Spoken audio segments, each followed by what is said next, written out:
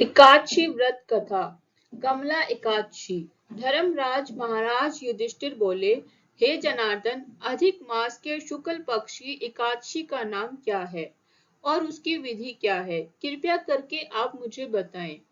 श्री कृष्ण भगवान बोले, हे राजन, अधिक मास के शुक्ल पक्ष में जो एकादशी आती है वह कमला एकादशी कहलाती है।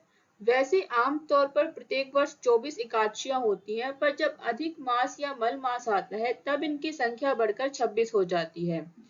अधिक मास को जोड़कर वर्ष में 26 एकादशियां होती हैं। अधिक मास में 2 एकादशियां अतिरिक्त होती हैं, जो कि पद्मिनी एकादशी, उनमें से एक पद्मिनी एकादशी होती है। भगवान श्री कृष्ण बोले, मल मास में अनेक पुण्यों को देने वाली एकादशी का नाम पद्मिनी एकादशी है। इस एकादशी का व्रत करने पर मनुष्य कीर्ति प्राप्त करके बैकुंठ को जाता है, जो मनुष्यों के लिए बहुत दुर्लभ है। इस व्रत की विधि इस प्रकार है। इस एकादशी का व्रत करने के लिए दशमी के दिन व्रत का आरंभ करके कांसे के पात्र में फलाहार आदि का भोजन करें तथा नमक न खाएं। भूमि पर सोएं और ब्रह्मचर्य व्रत का पालन करें। एकादशी व्रत के दिन ब्रह्म मुहूर्त में शौच आदि से निवृत्त होकर दंत धावन करके तथा जल के 12 कुल्ले करके शुद्ध हो जाएं। सूर्योदय होने से पूर्व उत्तम तीर्थ में स्नान करने जाएं। इसमें गोबर, मिट्टी, तिल तथा कुशा व आंवले के चूर्ण से विधि पूर्वक स्नान आदि करें और श्वेत वस्त्र धारण करके भगवान विष्णु के मंदिर जाकर पूजा अर्चना करें। अब इस व्रत की कथा इस प्रकार है।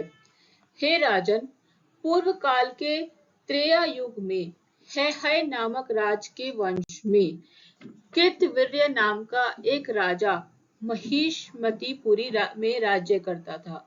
उस राजा की 1000 परम प्रिय पत्नियां थी, परंतु उनमें से किसी को पुत्र नहीं हुआ था जो कि राजा के राज्य भार को संभाल सके।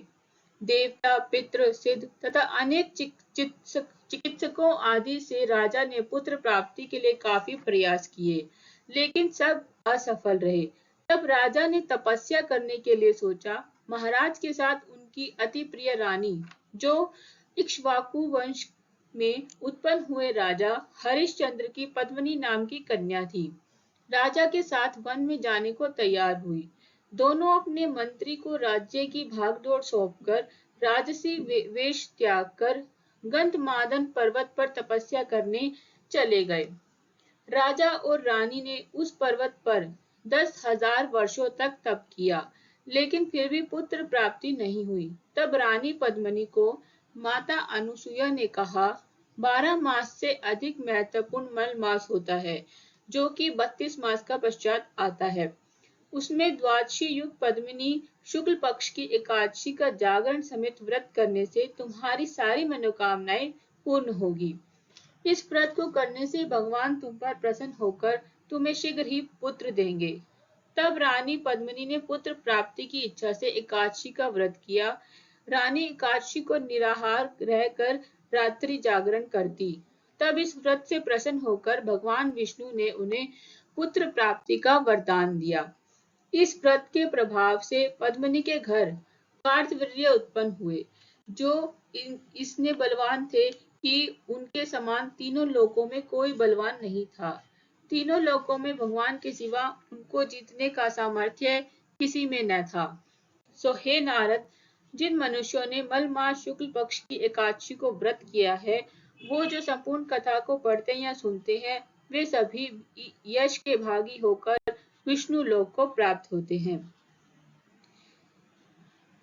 पद्म पुराण के अनुसार कमला एकादशी व्रत करने से साधक के सभी पापों का नाश तथा सभी भोग वस्तुओं की प्राप्ति होती है। इस महान व्रत के प्रभाव से देवी लक्ष्मी की कृपा बनी रहती है और व्रती मोक्ष और मृत्यु के बाद वैकुंठ धाम प्राप्त करता है।